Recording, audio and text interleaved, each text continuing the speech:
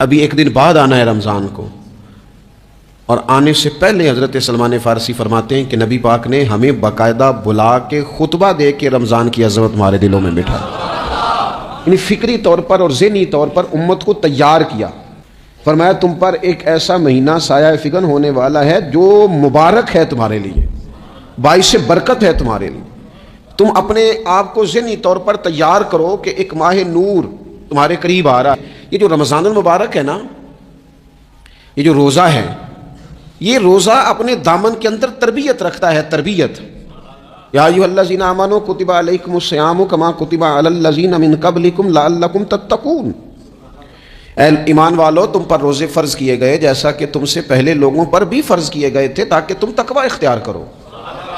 روزہ تمہیں پرہیزگار بنائے گا، تمہارے اندر سے جو نفسانی چیزیں ہوں گی انہیں نکالے گا، اور اللہ تبارک و تعالیٰ کی طرف تمہارے دل کا رجحان ہوگا، تمہاری روح کا رجحان ہوگا، تمہیں تزکیہ دے گا۔ روزہ انسان کی تربیت کرتا ہے، انسان کو روزہ ذہنی طور پر تیار کرتا ہے کہ اللہ کے حکم کے مطابق کھانا ہے، اللہ کے حکم کے مطابق پینا ہے۔ سب سے بڑا مسئلہ اس دور کا رزق حلال کا حصول ہے اور حرام سے اجتناب ہے۔ تو روزہ ہمیں یہ سبق پڑھاتا ہے کہ ہم وہی کھائیں گے اور اسی وقت کھائیں گے جو کھانے کا ہمیں ہمارے رب نے حکم ارشاد فرمایا ہے، اور جس سے اللہ رسول منع کر دیں گے جتنی مرضی چمک دمک اپنے دامن میں رکھے، جتنی مرضی، لیکن ہم وہی لیں گے جو ہمارے لیے جائز ہے۔ آپ غور فرمائیے، روزہ لعلکم تتقون، روزہ تمہیں پرہیزگار کرتا ہے۔ بہت سارے لوگ ایک بات کرتے ہیں کہ عادتیں نہیں بدلی جاتی۔ یار کوشش کرتا ہوں لیکن میری عادت نہیں تبدیل ہوتی۔ میں آپ کو ایک رائے دینے لگا ہوں، مشورہ دینے لگا ہوں، میں آپ سے یہ عرض کرنے لگا ہوں کہ موقع آیا ہے رمضان شریف کا۔ رمضان میں نا بندہ روٹین میں اپنی عادتیں بدلتا ہے۔ کسی کو سویرے 7 بجے کھانے کی عادت ہے، کسی کو 9 بجے کھانے کی عادت ہے، کوئی صبح ناشتہ نہیں کرتا، دوپہر میں ہی کھاتا ہے۔ لیکن رمضان آیا تو عادت بدل گئی، 7 بجے والا بھی نہیں کھا رہا، 9 بجے والا بھی نہیں کھا رہا، دوپہر والا بھی نہیں کھا رہا، سارے سحری میں کھا رہے ہیں۔ عادت بدل گئی، بالکل طبیعت بدل گئی، روٹین چینج ہو گئی۔ کوئی اٹھ رہا تھا صبح فجر میں، اللہ کی توفیق سے اللہ تعالیٰ معاف فرمائے تو کچھ ایسے بھی تھے جو 9-10 بجے اٹھ رہے تھے، کچھ الحمدللہ فجر پڑھ کے چلو کسی وجہ سے پھر سو گئے، 10-11 بجے اٹھ رہے تھے، روٹین بدلی ہوئی تھی۔ رمضان آیا تو بدل گئی، سارے سحری میں اٹھ رہے ہیں، تہجد کے وقت سب کی آنکھ کھل رہی ہے، بالکل روٹین بدل گئی، حالات بدل گئے، معاملات تبدیل ہو گئے، اوقات تبدیل ہو گئے، دفاتر کے ٹائم تبدیل ہوئے، اسکولوں کے نظام تبدیل ہوئے، مدارس کے اوقات تبدیل ہوئے، ہر چیز کے اندر تبدیلی آئی۔ معنی کیا ہے کہ اللہ نے تمہیں موقع دیا ہے کہ عادتیں بدلی جا سکتی ہیں، اپنے آپ کو تبدیل کیا جا سکتا ہے، لائف سٹائل کو چینج کیا جا سکتا ہے۔ یہ موقع آیا ہے، ایک مہینہ ہے پورا، 2-3 دن 4 دن آپ کی روٹین بگڑ جائے نا سونے کی، یعنی روٹین سے ہٹ کے آپ سونا جاگنا شروع کر دیں تو پھر وہی روٹین بن جاتی ہے، پھر اسی ترتیب سے انسان سارے کام کرتا ہے۔ تو رمضان میں روٹین چینج ہوگی، سارے تہجد میں اور سحری میں اٹھیں گے، تو اللہ کرے نا یہ روٹین قائم رہے۔ رمضان میں تو اٹھتے تھے سحری کرنے کے لیے، تو اللہ کرے روٹین بن جائے اور سارا سال اٹھیں تہجد کی نماز ادا کرنے کے لیے، اللہ کرے روٹین بن جائے، چیزیں تبدیل ہو جائیں۔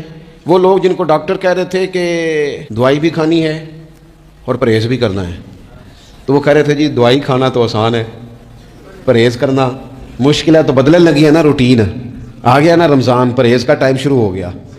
لہذا بہترین فائدہ یہ ہوگا کہ رمضان میں پرہیز ہوگی، ڈائٹ پلان بالکل بنایا جا سکتا ہے، اس میں چیزوں کو بالکل مرتب کیا جا سکتا ہے۔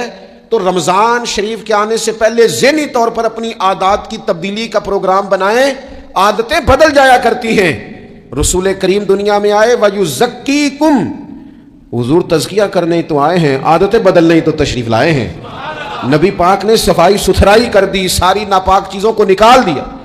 تو روٹین دیکھیں کہ رمضان میں تقوی کے حصول کے لیے اپنی عادات کو تبدیل کرنا ہے، اور اس کے لیے ذہنی طور پر اپنے آپ کو تیار کریں۔ وہ جو کہتے ہیں بچے سویرے نہیں اٹھتے، وہ روٹین بنا لیں، یہ موقع آیا ہے، ابھی سے ارادہ کر لیں کہ جناب ہم نے اس ترتیب سے اپنے گھر کو، ماحول کو، بچوں کو اس ترتیب سے ہم نے مرتب کرنا ہے چیزوں کو، یا آپ ارادہ کریں، اللہ تعالیٰ مدد فرمائے گا۔ رمضان المبارک کی جو خاص فضیلت ہے، اس خاص فضیلت کو رمضان آنے سے پہلے ذہن میں بٹھا لیں، اور رمضان المبارک پورے کا پورا اس ذوق سے گزاریں کہ ذہن میں بات موجود ہو، ذہن میں، کہ دراصل رمضان کیا ہے۔ اللہ کے پیارے رسول صلی اللہ تعالیٰ علیہ وسلم نے فرمایا اے لوگو تم پر ایک عظیم المرتبت مہینہ سایہ فکن ہو رہا ہے. حضور فرماتے ہیں شہر مبارک.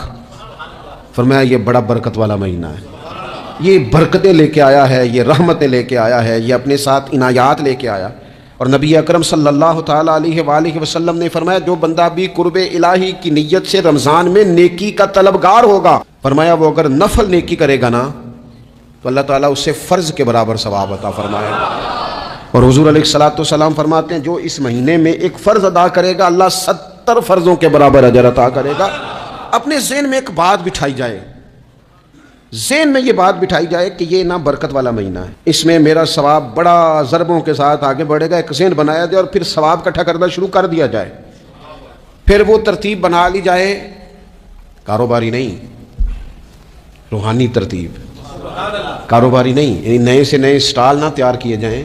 مہنگائی کیسے کرنی ہے اور کس طرح کر کے کن چیزوں کی آج کل مانگ ہوگی, کس ترتیب سے سودا پہلے ہی خریدنا ہے, مہنگا کیسے کرنا ہے, اللہ معاف کرے مصنوعی قلت کیسے پیدا کرنی ہے, کمائی کیسے کرنی ہے. رمضان کے اندر جناب لوگ ساری ترتیب لگا کے ساری. میرے ایک دوست ہیں میڈیکل کے شعبے سے وابستہ ہیں, تو مجھے کہنے لگے کہ ڈاکٹر بھی اپنی روٹین بدلتے ہیں اور معدے والی ساری دوائیاں بھی اکٹھی کر لیتے ہیں کیونکہ رمضان آنے والا ہے, یہ زیادہ لوگ استعمال کریں گے. تو وہ ماحول نہ پیدا کریں کہ ہر چیز دنیا داری ہو جائے, ہر چیز دنیا داری نہیں, ہر چیز کو ایک نیا روپ دے دیا جائے اور نیا سے نیا مال کمانے کا سلیقہ بنایا جائے. میں اکثر کہا کرتا ہوں کہ رمضان تو اس لیے تھا نا کہ اس میں کم کھانا ہے, تھوڑا کھانا ہے, لیکن اگر بندہ کہے کہ میں نے صبح کا چونکہ کھایا نہیں لہذا اب شام کو اتنا کھانا ہے کہ ہفتے سے پہلے ڈاکٹر کے پاس بھی جانا ہے, میں نے وہ سارا پوری کرنی ہے روٹین, تو پھر وہ مقصد کو نہیں نہ سمجھا, پھر اس نے اس خوبصورتی کو نہیں پایا جو خوبصورتی اس کو دین دینا چاہتا تھا.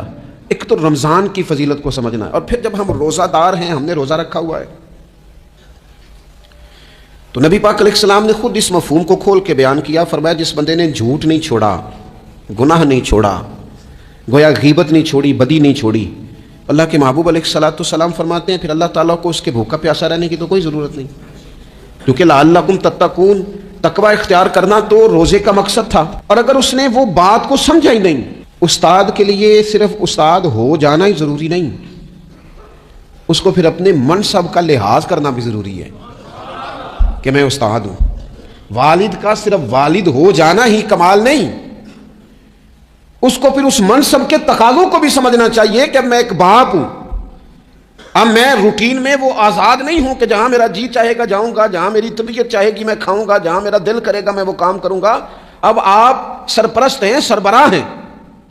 انسان دیکھیں نا, ایک شخص ہے وہ عالم ہے, علم پڑھ لینا صرف کمال نہیں, وہ اپنے منصب کو بھی تو سمجھے نا, اس منصب کے وقار کو, اس کے لحاظ کو بھی تو سمجھے نا. ایک آدمی اگر عمر رسیدہ ہے, بڑا ہے, بزرگ ہے, اور وہ چاہتا ہے کہ میری بزرگی کی وجہ سے میرا اکرام کیا جائے, تو اسے اپنے منصب کا بھی لحاظ کرنا پڑے گا. اس کو حضرت سعدی فرمایا کرتے تھے میں نے 18 سال کے بزرگ دیکھے اور میں نے 75 سال کے بچے دیکھے. حضور کیا مطلب؟ فرمانے لگے عمر ہو گئی لیکن اپنے منصب کا خیال نہ کیا, عادات بچوں والی رہی. اور فرماتے میں نے ایسے لوگ دیکھے جن کو شروع وقت میں ہی اللہ والوں کی صحبت نصیب آئی, تو وہ جو بزرگی ہے وہ پھر عمر کی وجہ سے نہیں ملی, وہ اللہ نے علم اور عمل کی وجہ سے عطا فرما دی.